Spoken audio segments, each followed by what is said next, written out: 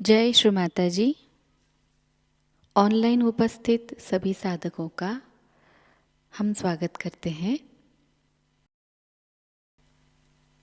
सर्वप्रथम सामूहिकता में कुंडलिनी चढ़ाकर बंधन लेंगे।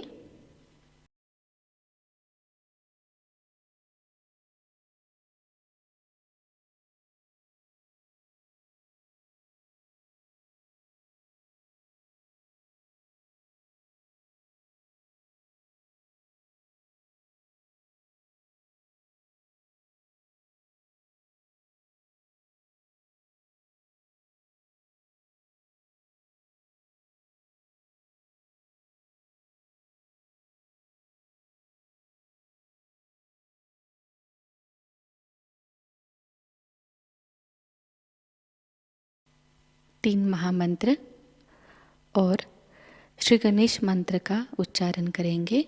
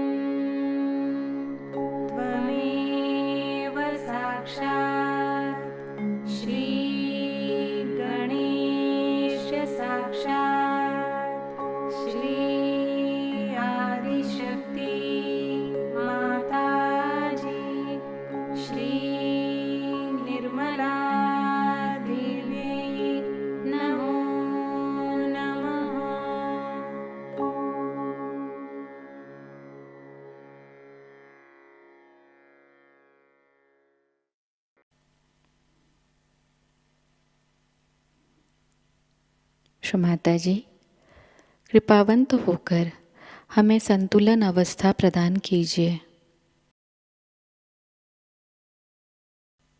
श्री माता जी, कृपावंत होकर हमें निर्विचार अवस्था प्रदान कीजिए।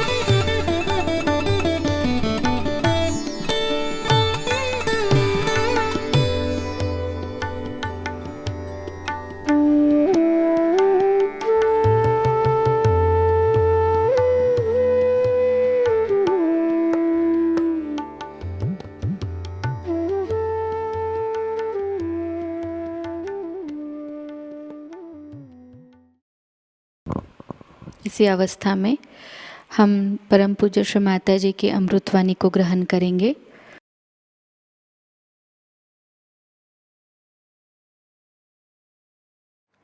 आज हम लोग यहाँ पर पहले श्री गणेश और बाद में देवी की पूजा करने के लिए एकत्रित हुए हैं। श्री गणेश को इस महाराष्ट्र में विशेषतः बहुत माना जाता है, क्योंकि यहाँ पर स्वयंभू अष्टविनायक। अब लोग ये भी कह सकते हैं कि गणेश नाम की कोई चीज़ नहीं थी, और ये भी कह सकते हैं कि ये स्वयंभू अष्टविनायक नहीं है। लेकिन आप जब आत्म साक्षात्कार को प्राप्त करते हैं, जब आप चैतन्य को प्राप्त करते हैं, तो आप पूछ सकते हैं कि क्या ये स्वयंभू है, क्या यह वास्तविक पृथ्वी तत्व ने बनाई हुई चीज़ है। गणेश के अनेक चमत्कार सहयोग में हुए। विशेष करके एक दो हमारे फोटोग्राफ्स है, अगर आप उन्हें देख लीजिए तो आप हैरान हो जाइएगा कि किस तरह से उन्होंने अपने दर्शन दिए हुए हैं। गणेश की जो विशेषता है वो ये है कि वो हर चक्र पे विराजमान। सबसे पहले गणेश की ही स्थापना की गई थी, और गणेश जो है वो पवित्रता को फैलाने के लिए संसार में है, कि पहले सारा संसार पवित्र हो जाए। सबसे बड़ी चीज़ है पवित्रता। अगर पवित्रता नहीं रहेगी तो कोई सा भी सृजन नहीं हो सकता। अब समझ लीजिए, अगर कोई पेड़ है और उसके आसपास का वातावरण दूषित हो जाएगा तो वो पेड़ मर जाएंगे। इसी प्रकार इस सारी सृष्टि का जो वातावरण है उसे पूर्णतया शुद्ध करने के लिए ही श्री गणेश की स्थापना की गई थी। आजकल के इस वातावरण में लोग समझ नहीं सकते हैं कि पवित्रता चीज़ क्या है और पवित्रता का अर्थ क्या है। यही गणेश आगे जा कर के आपके आज्ञा चक्र पे ईसा मसीह के रूप से प्रकट हुए थे। इसलिए ईसा मसीह ने भी सबसे ज़्यादा पवित्रता का महत्व बताया कि आपकी आंखें तक पवित्र होनी चाहिए, क्योंकि आज्ञा चक्र पे है। आँखों में तक आपकी पवित्रता होनी चाहिए। अगर आपकी आँखों में पवित्रता नहीं है तो फिर आप किसी तरह से भी पवित्र नहीं माने जाएंगे। लेकिन इसका ये मतलब नहीं कि आप अपने को कहें कि हम में ये खराबी है, हमें वो खराबी है। किंतु श्री गणेश को अगर हम मानते हैं, उनकी हम पूजा करते हैं, तो उनके गुण भी हमारे अंदर आने चाहिए। तो पहला तो उनका गुण है कि पवित्रता। अब इस पवित्रता को हम किस तरह से पा सकते हैं? कहने से नहीं हो सकता। किसी आदमी से कहा जाए तुम पवित्र हो जाओ तो नहीं हो सकता। गंगा जल से नहाने से भी मनुष्य पवित्र हो, ऐसी बात नहीं। तो ये पवित्रता आने के लिए क्या करना चाहिए? इसके लिए आपके कुंडलिनी का पहले जागरण होना चाहिए। जब जागरण हो जाएगा तभी समझ लेना चाहिए कि धीरे धीरे ये जो कुंडलिनी है ये सब चक्रों को स्वच्छ कर देगी। लेकिन वहाँ पर भी श्री गणेश जी का कार्य है, क्योंकि ये चैतन्य है, और वो चैतन्य स्वरूप श्री गणेश आपके हर चक्र को भी साफ करते रहते हैं। और अंत में जाकर के सहस्त्रार पर भी श्री गणेश, आप जानते हैं कि सदाशिव के गोद में बैठे हो। ये जो भी चीज़ें हम लोगों को लगती हैं कि पौराणिक है, मैथोलॉजिकल है, ये सब की सत्यता सहयोग भी आप प्राप्त कर सकते हैं। पहले आपको केवल सत्य को प्राप्त करना चाहिए, एब्सोल्यूट ट्रूथ को। उसके बाद आप कोई भी सवाल पूछें, उसका जवाब सही माने में आपके उंगलियों के ऊपर आ जाएगा। आप इसे जानेंगे कि सत्य क्या है। किसी भी चीज़ को कह देने से कि असत्य है, वो चीज़ असत्य नहीं होती। उसकी खोजबीन करनी चाहिए। बड़ी ये गहरी चीज़ें हैं, और श्री गणेश का कार्य तो अत्यंत अत्यंत गहरा है, और वो एक चिर बालक है। उनमें जो अबोधिता है, इनोसेंस है, वो एक चिर बालक है। वो बालक स्वरूप है। क्राइस्ट ने कहा है कि if you have to enter into the kingdom of God you have to become like children. इसका मतलब बच्चों में जो निश्चल स्वभाव होता है वो हमारे अंदर आना चाहिए। लेकिन वो ज़बरदस्ती करने से या कुछ रोज़ की अभ्यास करने से नहीं जाएगा। अगर आप ज़बरदस्ती करेंगे तो आपका अहंकार बढ़ जाएगा। अगर आप ये कहेंगे कि हम बड़े पापी हैं, हमने बड़े पाप किए, हम बड़े खराब हैं, तो आपका प्रति अहंकार बढ़ जाएगा। दोनों तरह से ये गलत बात है। तो इसके लिए करना क्या चाहिए? करना ऐसा चाहिए कि अपनी कुंडलिनी का जागरण पहले कर लें। कुंडलिनी के जागरण से आप दूसरे आयाम में, दूसरे डायमेंशन में उतरते हैं। दूसरे डायमेंशन में उतरते साथ धीरे धीरे अंदर से ही ये स्वच्छता होती रहती है। ये अनादिकाल से कुंडलिनी आपके अंदर स्थित है और ये उसी समय का इंतज़ार कर रही है, उसी के लिए बैठी हुई है कि जिस वक्त आपको ऐसी व्यक्ति मिल जाए जो आपकी कुंडलिनी का जागरण कर सके, क्योंकि ये आपकी माँ है और आपकी अपनी वैयक्तिक माँ है। वो आपके बारे में सब कुछ जानती है और जिस प्रकार आपकी माँ ने आपको जन्म देते वक्त सब तकलीफ़ें खुद उठाई, वो कुंडलिनी ही सारी तकलीफ़ें उठा देती है और आप इस आत्म साक्षात्कार को प्राप्त होते हैं। इस आत्म साक्षात्कार को प्राप्त होने के बाद आपको सिर्फ इतना करना है कि अपने इस योग को जो आपका अब परम चैतन्य के साथ हुआ है, उसके साथ एकाकारिता स्थापित करनी। चारों तरफ हम लोग देखते हैं, फूल देखिए कितने सुंदर है, सृष्टि कितनी सुंदर है, पर हम कभी सोचते भी नहीं कि ये कैसी बनी, इसको कौन बनाता है। एक फूल के पौधे एक ही ऊंचाई तक बढ़ते हैं, कोई पेड़ एक ही ऊंचाई तक बढ़ते हैं, ये सारा कौन करता है? इसे आपको पातंजल में अगर आप देखे जाए तो लिखा हुआ है कि ऋतंभरा प्रज्ञा, इसका नाम उन्होंने ऋतंभरा प्रज्ञा कहा। लेकिन यही ब्रह्म चैतन्य है, यह परम चैतन्य है जो चारों तरफ फैला हुआ है और जिसके लिए आदि शंकराचार्य ने बताया हुआ है कि सलीलम सलीलम, ठंडी ठंडी हवा इसकी लहरें आती। बाइबल में भी इसको cool bridge of the Holy ghost कहा गया। इस प्रकार की कुंडलिनी हमारे अंदर है और वो बिल्कुल व्यवस्थित रूप से इसी के इंतज़ार में है कि कब आपका पुनर्जन्म है। अभी तक अमीबा से इस स्थिति में हम आ गए कि इंसान बन गए, लेकिन इससे कोई ना कोई उच्च स्थिति ज़रूर होनी चाहिए। अगर हम सत्य को प्राप्त किए होते तो आज कल के जो झगड़े हैं ये न रहते। हम सब एक मन से, एक विचार से, एक सत्य के साथ जीते। लेकिन ये जो झगड़े हो रहे हैं इसकी वजह यही है कि हम लोगों ने अभी तक उस केवल सत्य को प्राप्त नहीं किया, और जब तक हम उस सत्य को प्राप्त नहीं करेंगे तब तक उत्क्रांति माने इस एवोल्यूशन की जो चरम सीमा है उसे हमने प्राप्त नहीं किया। उसको प्राप्त किया बगैर हम लोग कभी भी शांति से, सुख से, समाधान से रह नहीं सकते। संसार के जितने भी प्रश्न हैं अधिकतर मनुष्य ने ही खड़े किए हुए। इस मनुष्य के परिवर्तन के लिए श्री गणेश का बहुत कार्य है, बड़ी मेहनत करते हैं। इनके गण हैं इसलिए इनको गणपति कहा जाता है और ये हर समय माँ की सेवा में लगे रहते हैं और हर जगह जहाँ भी ज़रूरत होती है तुरंत दौड़ के जाएंगे और कार्य करते हैं। अब ये सब चीज़ें ऐसी लगती हैं जैसे कोई स्वर्गीय चीज़ें हैं और इसका मनुष्य से कोई संबंध नहीं, लेकिन इसी दुनिया में हम लोग उस स्वर्ग को स्थापित कर सकते हैं जिसकी महिमा शास्त्रों ने गाई हुई है। कोई कठिन बात नहीं है और इसके लिए सिर्फ हमें सज्ज होना चाहिए, मन में शुद्ध इच्छा रखनी चाहिए कि हम इसे प्राप्त करें। ये कोई झूठी बातें नहीं है, ये कोई ऐसी बातें नहीं है कि जिससे किसी को भुलावा डाला जाए, किंतु ये बात सत्य है और इसे हमें प्राप्त करना चाहिए। हम श्री गणेश को नमस्कार करते हैं लेकिन ये नहीं सोचते कि श्री गणेश क्या है, हमारे अंदर कहाँ स्थित हैं, क्या क्या कार्य करते हैं और इनसे हमें क्या क्या प्राप्त करना।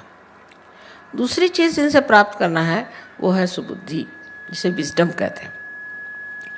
श्री गणेश में इतनी सुबुद्धि और इतना प्रेम है कि वो जानते हैं कि आप लोग गलती कर रहे हैं, वो जानते हैं कि आप में कुछ दोष है, लेकिन छोटे बच्चे जैसे क्षमा कर देते हैं हर एक चीज़ को।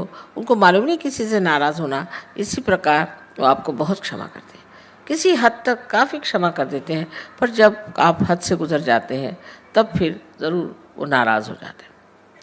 तो उनको सिर्फ मानना, मंदिरों में जाना और उन पे पैसे चढ़ाना, उनको पैसे ऐसे कुछ समझ में नहीं आते। को अगर कुछ चढ़ाना है तो अपने हृदय को चढ़ाना होगा और उस गणेश को अपने हृदय में बिसाना होगा। जब तक वो हमारे हृदय में नहीं आएंगे, हमारा जीवन पवित्र नहीं होगा और उस पवित्रता के कारण जो हमें आशीर्वाद मिलने हैं वो नहीं मिलेंगे। इसके अलावा उनमें ये भी शक्ति है कि वो दुष्टों का संहार कर सकते हैं। अगर कोई आपको तंग करे, तकलीफ दे, तो वो आपके आसपास लगे रहते हैं। बड़े चमत्कार सहयोग में हुए, अनेक लोगों ने देखा है कि उनके न जाने कितने ही प्रश्न थे वो एकदम से हल होगा।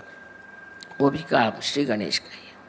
वो इस तरह से काम करते हैं कि समझ ही नहीं आता कि किस तरह से काम हो गए और उसमें कोई भी त्रुटि नहीं रह जाती।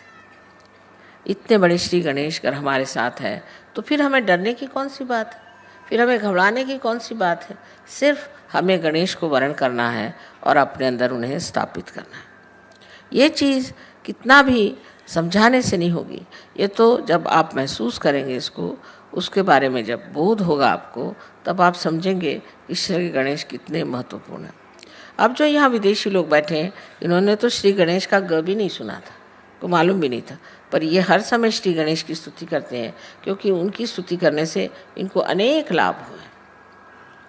और आप लोग भी यहाँ जो लोग आए हैं, सब आप आत्म साक्षात्कार को प्राप्त हों और उस श्री गणेश को रथ हों जिसकी आज पूजा होने वाली है। सांगत होते की आज आपण गणेशाची पूजा करूया। गणेशाचं फार महत्त्वाचं कार्य आपल्या शरीरात होतं, म्हणजे मन, बुद्धी आणि शरीर सगळ्या गोष्टींवरती ताबा म्हणजे गणेशाचा। आणि गणेशाने जे आपल्याला विशेष दिलेले आहे दान, ते म्हणजे सुबुद्धीचे। सुबुद्धी जी आहे ती मागून मिळत नाही। कोणी म्हटलं की मी तुला सुबुद्धी देतो तर कधीच मानलं नाही पाहिजे। दी इफेक्ट काय होत आहे की मला इंग्लिशमध्ये बोलताना आणि मराठीत एकदम ते शब्दच मिळत आहेत कधी कधी, दोन्ही भाषेत बोलायचं म्हणजे कंटिन्युटी नाही।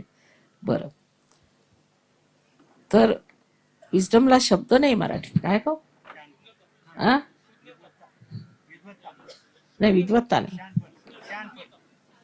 शहाणपण पण म्हणतात, म्हणून ते इंग्लिशमध्ये स्लिप होते मी। हा हा सुज्ञता, सुज्ञता जरा गंभीर शब्द आहे। बरं, त्याला आपण सुज्ञता म्हणतो, सुबुद्धीपेक्षा सुज्ञता। त्या सुज्ञतेला आपण आपल्यामध्ये अंगामध्ये बांधलं पाहिजे। ते बाणायचं कसं, तर वर्तमान काळात राहायला शिकलं पाहिजे, हे मी शिकवते। आता वर्तमान काळात ह्या वेळेला आपण इथे बसलेलो आहोत, ही पूजा होते, तर ह्या ठिकाणी आपण बसलेलो, तर ह्या वेळेला सुज्ञता काय हे की आता पूजा होते, पूजा करायची। पण ह्याच वेळेला आपण जर विचार केला पुढचा की आता मला बस मिळेल की नाही, मग घरी जेवायला मिळेल की नाही, की काहीतरी असं झालं तर माझं जाणं झालं नाही तर, किंवा माझं मुलाचं असं, हे जर आपण विचार केले तर पूजा तुम्हाला लाभणार नाही। भूतकाळाचा विचार केला, हे असं झालं तर, तसं झालं तर, हे असं काही केलं तर मग परत घोटाळा होणार। तर हा जो सुज्ञपणा आहे, हा सुज्ञपणा आपल्यामध्ये बांधला पाहिजे। आणि ते बांधण्याची एक पद्धत आहे की प्रत्येक वेळा आपण कुठे असलो तरी आता मी वर्तमानात आहे की भूतकाळात आहे ते पाहायला पाहिजे। कारण भूतकाळ हा संपलेला आहे आणि भविष्यकाळ काही समोर नाही। या सुज्ञतेमुळे मी अडकले होते। सुज्ञता म्हणता येईल म्हणा, पण तरी सुज्ञामध्ये काय आहे की काय हो, थोडस गहन आहे, नाही समय, त्याच्यात पुष्कळ गोष्टी आहेत। आता इंग्लिशमध्ये एकच शब्द आहे की विजडम, पण आपल्या मराठी भाषेत त्याला सुज्ञता म्हणता येईल, सुबुद्धी म्हणता येईल, समय सूचकता म्हणता येईल, किंवा दक्षता म्हणता येईल। दक्षता म्हणता येईल, दक्षता म्हणजे असे अनेक शब्द त्याला आहेत। आणि ते सगळे एका गोष्टीने आपल्याला सहज साध्य होतात जर आपण वर्तमान काळात राहण्याची व्यवस्था केली. तर आता मी असं ऐकलं की ते भयंकर भांडणं करतात लोक. भांडणं होतात. का होतात? कारण तुझ्या बापाच्या बापानी बापाच्या ह्यानी मला मारलं होतं म्हणून भांडायला लागले. आता तो बापही मेला आणि त्याचाही बाप मेला. आता तुम्ही आता समोर. आता ते बापाचं कशाला काढत बसले? नाहीतर तुला मी मारीन, तुला मी ठोकीन, असं काहीतरी भविष्य काळाचं बोलत राहायचं. आत्ता ह्या वेळेला मी काय करणार आहे? तू माझ्या समोर आलास, ह्या वेळेला मी तुझ्याशी काय करणार आहे तो विचार नाही. काय केलं पाहिजे ह्या वेळेला? त्यावेळेला जी समय सूचकता येते, ती समय सूचकता जी आहे ती खरी. त्यावेळेला लगेच लक्षात येईल की बाबा आता हे भांडण मिटवा, यावेळेला आता नको, चांगला चान्स आहे, संधी मिळाली. ही संधी मिळाली असं म्हटलं की एकदम मनुष्याच्या डोक्यात येतं केवढी मोठी संधी आहे. इतक्या आपल्या बापदादांची भांडणं सगळी संपली एकदाची. उगीच कोर्टाच्या कचेऱ्या कशाला, हे कशाला, ते कशाला, संपवा. ही जी एक सुबुद्धी आपल्यामध्ये येते त्या समयक सूचकतेला, त्यालाच आपण इंग्लिशमध्ये विजडम म्हणतात. पण विजडम मध्ये अनेक अर्थ आहेत. ते आपल्या भाषेमध्ये, मराठी भाषेला ना, प्रत्येक ह्याला पर्याय म्हणजे 10 असले पाहिजेत. ही अशी आपली भाषा फार समृद्ध भाषा आहे. त्यामुळे एक शब्दात नाही सांगता येत. पण तरी सुद्धा त्या समयाला जागृत असणं, त्या वेळेला जागरूक असणं हे फार जरुरी आहे. इतर पुष्कळशा गोष्टी आहेत. आता समजा मला घरून निघायचंय, तर मी असा विचार करायचा की आता मला जायचंय ना, मला काय काय पाहिजे, तिथे मी राहीन रात्रीचं, मला काय पाहिजे, बस त्यावेळेला. पण काय होतं, त्यावेळेला लक्षात ते घेत नाही, त्यावेळेला दुसराच विचार. आणि मग मोटारीत बसल्यावर मग लक्षात येतं की अरे ते राहिलं आणि हे राहिलं आणि ते राहिलं. तर ही जी एक समय सूचकता आहे, ही जी सुज्ञता आहे, ही आपल्यामध्ये बांधण्यासाठी आपण आता वर्तमान काळात राहायला शिकू. शिवाजी महाराज झाले ते फार मोठे होते, पण ते वर्तमान काळात राहत होते, आपल्यासारखं नाही त्यांचं. आता आपण म्हणत आता शिवाजी महाराज, आता आपण शिवाजी महाराजांना मानतो, पण आपल्यामध्ये ह्या वर्तमान काळात आपल्यामध्ये शिवाजी महाराजांचे कोणते गुण आलेत? ते काय दारू प्यायचे का? पहिली गोष्ट. त्यांचं वागणं कसं होतं, त्यांचं चरित्र कसं होतं, तसं आम्ही त्यांना मानतो, पण त्यांचं चरित्र ह्या वर्तमान काळात आता ह्या आयुष्यात आमच्यात आलंय का? काहीतरी मागच्या गोष्टीचं आपलं महात्म्य गुण बसायचं, त्यांनी काही फायदा होणार नाही. महात्मा गांधी झाले, पुष्कळ झाले, आपल्या देशात फार मोठे मोठे कमळं निघाली असं म्हटलं पाहिजे, पण डबकच आहे ना अजून, बाकी सगळं डबकच आहे. तेव्हा आपण आता डबक्यात आहोत की कमळात आहोत हे पाहिलं पाहिजे. ह्या वेळेला आपण कुठे आहोत हे पाहिलं पाहिजे. ही पाहण्याची सुबुद्धी जोपर्यंत येणार नाही तोपर्यंत गणेश तुमच्यात कार्य करीत नाही. गणपतीचं एक लक्षण सांगितलेलं आहे की तो तुम्हाला सुज्ञता देतो, सुबुद्धी देतो. कुठे दिसते का तुम्हाला सुबुद्धी? तिकडे त्या गणपतीच्या समोर बसूनच भांडतात लोक. मग त्या गणपतीच्यासाठी मग त्याच्यात पैसे खातात, हे करतात, ते करतात. म्हणजे सुबुद्धी नाहीच, म्हणजे गणपती आहे कुठे तिथे? नुसता गणपती करून ठेवलेला आहे.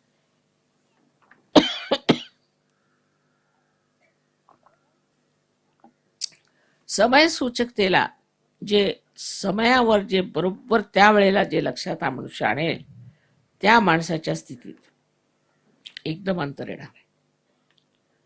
हे करून बघा. आणि वर्तमान काळातच तुमचं जी वाढ होणार आहे ती होणार आहे. आता फूल आहे, फुलाची वाढ भविष्यात होते की भूतकाळात होते? आत्ता ह्या वेळेला होईल ना. आपली प्रगती एवढ्यासाठीच होत नाही, कारण आपण पुढच्या गोष्टींचा विचार करतो किंवा मागच्या गोष्टींचा विचार करतो, पण सद्यकालीन आपण विचार करत नाही. सद्यकालीन आता काय स्थिती आहे आपली ते पाहिलं पाहिजे. मग त्यात काय सगळे जेवढे काय आपले प्रश्न आहेत, आता ग्रामीण प्रश्न आहेत, ते सगळे सुटतील. आज शेती करायची आहे समजा, आज जर तुम्हाला पेरायचं आहे तर तुम्ही म्हणाल बाबा मागच्या वेळा पेरलं होतं तर असं झालं तसं झालं करत बसले तर गेले. मग तू म्हटलं आता उद्या परवा पेरीन तर ते गेलं. आत्ता आजचं जे करायचं ते आत्ता केलं पाहिजे.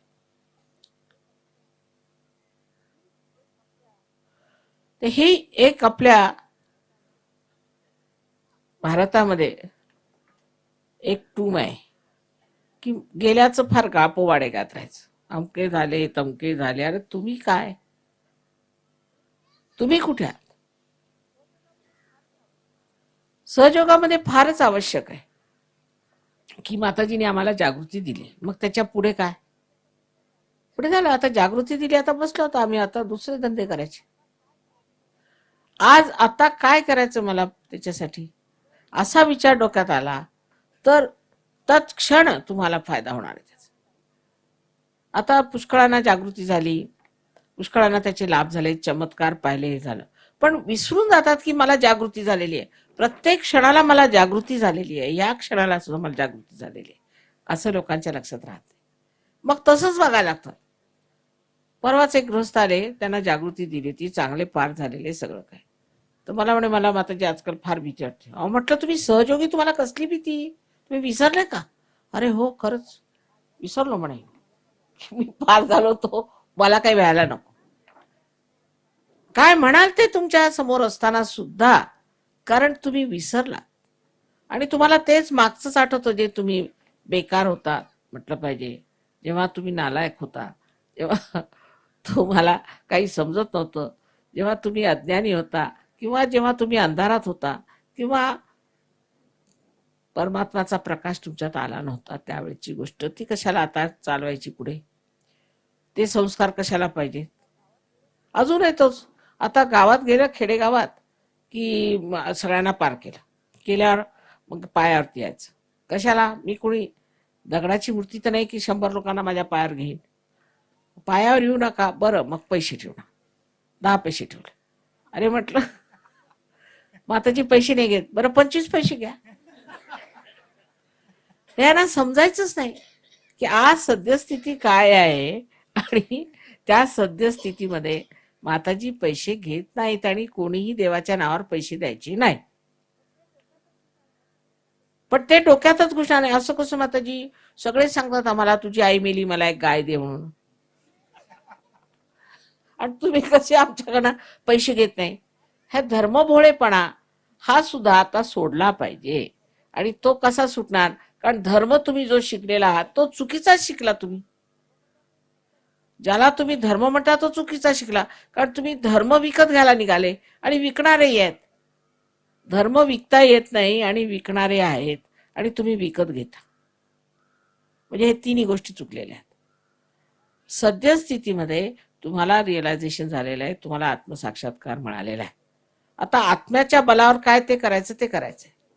ते सोडून तरी ते शेवटलंच मागचंच ते आमचे संस्कार आहेत माताजी. वा. तर रस्त्याने एक दगड मांडला, त्या दगडामध्ये शेंदूर घातला, अमुक तमुक, बसले तिथे. चला 2 पैसे घाला, 4 पैसे घाला, देवाला घाला, चालले. आता तिथं कोणी निघाला मनुष्य तर बा देवच आहे, द्या 2 पैसे. अरे तुम्ही सहयोगी, तुम्ही कशाला देता? आता माताजी असं आहे ना, आम्हाला संस्कार आहेत, कसले कुसंस्कार आहेत. कशाला देता त्या देवाला? तो काही देव आहे का? कोणी दगड मांडायचा तो काही देव आहे का? पण ह्या सगळ्या ज्या आपल्या जुनाट ज्या आपल्यामध्ये गोष्टी आहेत त्या काढाव्या लागतील. त्या एकाच याने निघतील की आज सद्यस्थिती काय. हा, नाही तर म्हणतील माताजी आम्ही रामाला मानतो. अरे आता राम नाही तर आता मी आहे, माझा ऐका. रामाला कशाला मानायचं? कारण राम खिशात घालता येतो. राम कसे वागा, दारू पिऊन यायचं म्हणे मी रामाचा भक्त आहे. वा वा, काय विचार. कारण राम काही विचारणार नाही, पण माझे भक्त झाले तर विचारीन मी, म्हणून घाबरायचं नको. माताजींची भक्ती नको, कारण माताजी आता जिवंत आहेत ना, मेल्यावर बघू. जिवंत आहे तोपर्यंत मानायचं नाही, कारण जिवंत माणसं विचारतात ना, हैलावर घेतात की का बा तू असं कसं वागलास. कळलं का? तर हे ग्रामीण भागातलं जे काही आपलं आहे जुनाट पद्धतीचं, त्यातलं किती सत्य आणि किती असत्य ते सहजगात तुम्हाला येऊन कळेल. आणि त्यामुळे झालंय काय, इतकं आपण कुजलो आहेत असं समजलं पाहिजे. जुनाट नाही, कुजून गेलोय. तेव्हा आपल्या ज्या काही कल्पना आहेत, आपल्याबद्दल ज्या आपले विचार आहेत धर्माबद्दलचे, ते सुद्धा एकदा असे पादळून पाहायला पाहिजे. बरं, हे सुटलं तर मग दुसरं आहे की आता आम्ही मॉडर्न झालो. असं का? म्हणजे काय मॉडर्न झाले म्हणजे काय? डोक्याला आम्ही तेल लावणार नाही, मॉडर्न झालो ना. मॉडर्न झालो म्हणजे काय? काहीतरी वाह्यात गाणी गायची, गणपती समोर जाऊन घाणेरडे गाणे म्हणायची, काय म्हणायचं? तर मॉडर्न झाले ना. मग म्हणायचं आम्ही देवालाच मानत नाही, हे मॉडर्न झाले. म्हणजे एक ते त्यांनी गेले आणि एक ह्यानी गेले. ह्याला कारण काय? की आजकालची मुलं बघतात की आपले आई वडील वेड्यासारखे चालले आता, हरी हरी हरी हरी टाळकुटत जन्मानुजन्म हे केलं. पण काय मिळालं ह्यांना? रोजचे जातात त्या वारकरी पंथात. किती मी समजावून सांगितलं, बाबा आता वाऱ्या बंद करा, घ्या त्याच्यासाठी वाऱ्या करत होते ते घ्या.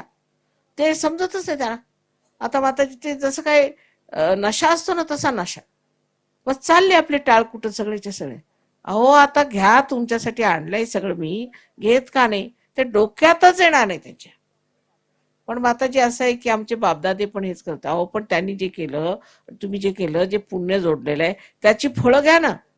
अजून पुण्य जोडत बसलेत काय? म्हणजे काय आहे की आजच्या परिस्थितीत काय आहे, आजच्या युगामध्ये सहयोग हा धर्म आहे.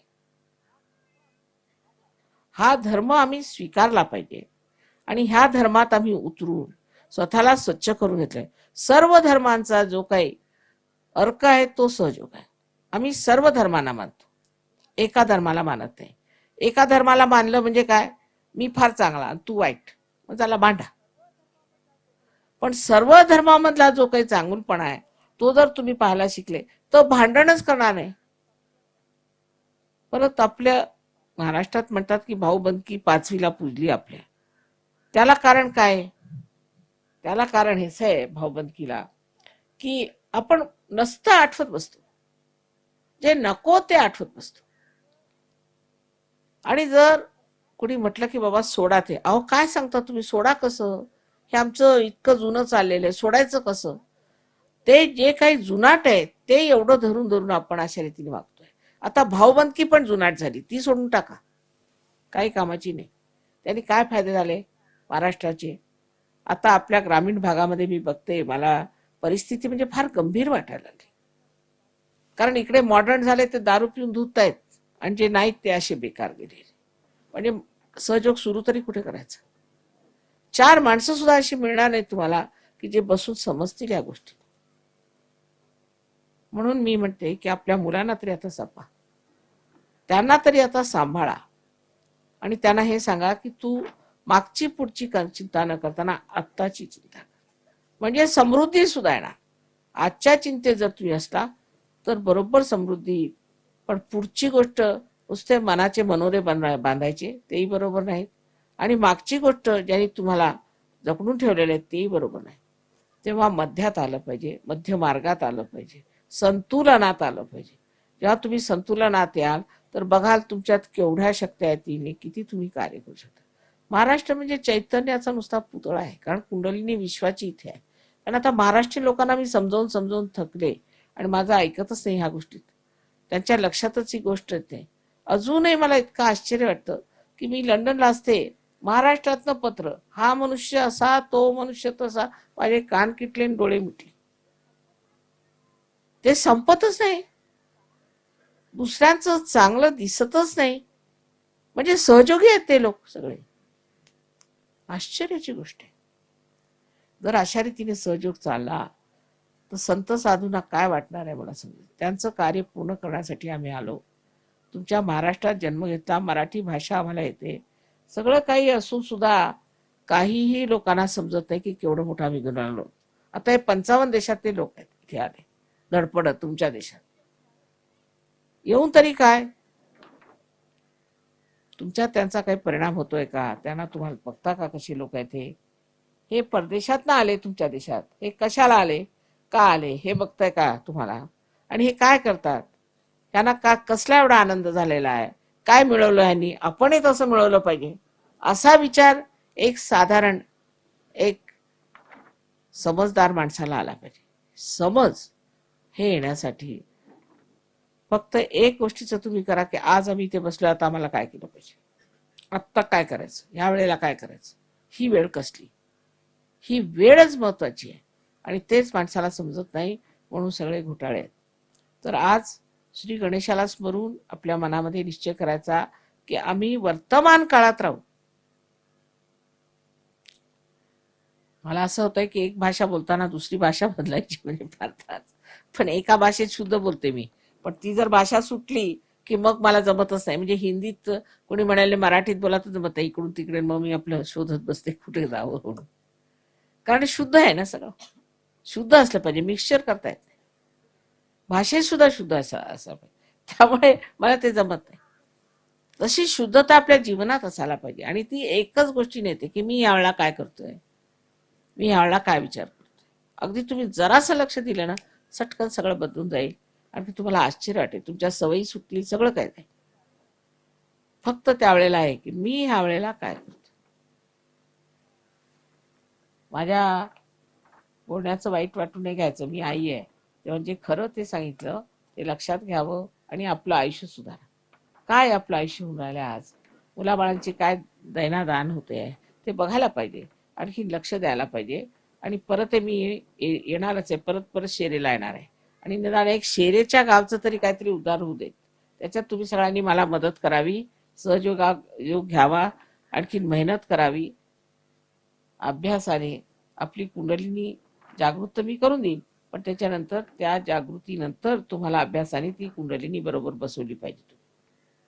आणि इतके हे लोक दुसऱ्या देशातले पार झाले, ज्यांना गणपतीचं नाव सुद्धा माहित होतं, गणपतीचा ग माहित नव्हता, तेव्हा आपल्या इथे अष्टविनायक ह्या पृथ्वी मातेने आणून ठेवलेले आहेत, तर आपण काय करतोय ते बघायला पाहिजे. आपली काय स्थिती, ह्या गोष्टीच्याकडे लक्ष देऊन म्हणजे फार महत्वाची गोष्ट आहे. यांनी आपल्या संबंध देशाचंच मुळे भलं होणार आहे. पण निदान स्वतःच आधी भलं करून घ्या. आणि किती सोपं आहे हे बघा तुम्ही, किती सोपं आहे. मी काही कठीण काम सांगितलेलं नाही की डोक्यावर उभे राहा की हिमालयावर जा, काही नाही, साधी गोष्ट. सहयोग करा, पहिल्यांदा कुठली जागृत करून घ्या आणि वर्तमान काळात राहायला शिका, बस. मग मी येऊन बघते काय होतं. आता पुढल्या वर्षी आशा आहे इथे सगळ्यांची भांडणं तंडे मिटून सगळंच व्यवस्थित होईल आणि लोक चांगले राहतील. सगळ्यांना माझा अनंत आशीर्वाद आहे.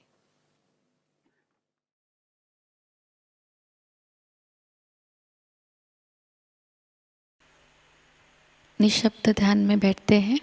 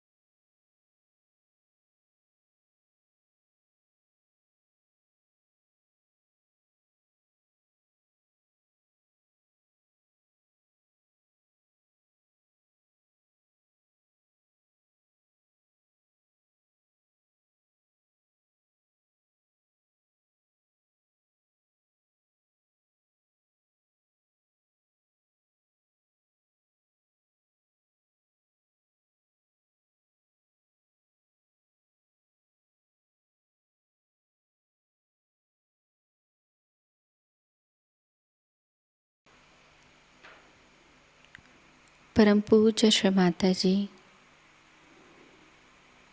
आपकी परम कृपा में हम सब एक प्रतिभाशाली व्यक्तिमत्व बन जाए। श्री माता जी, आपकी परम कृपा में हम सब आपके श्री विराट स्वरूप के अंग प्रत्यंग बन जाए।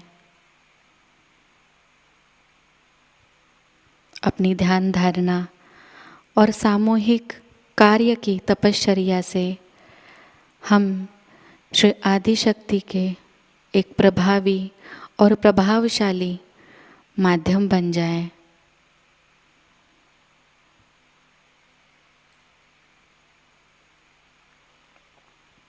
परम पूज्य श्री माता जी, आज का यह सामूहिक ध्यान हम आपके श्री चरणों पर समर्पित करते हैं।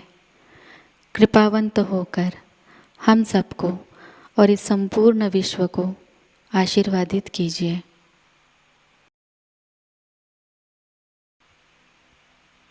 श्री माँ को प्रणाम करेंगे और सामूहिकता में कुंडलिनी चढ़ाकर बंधन लेंगे।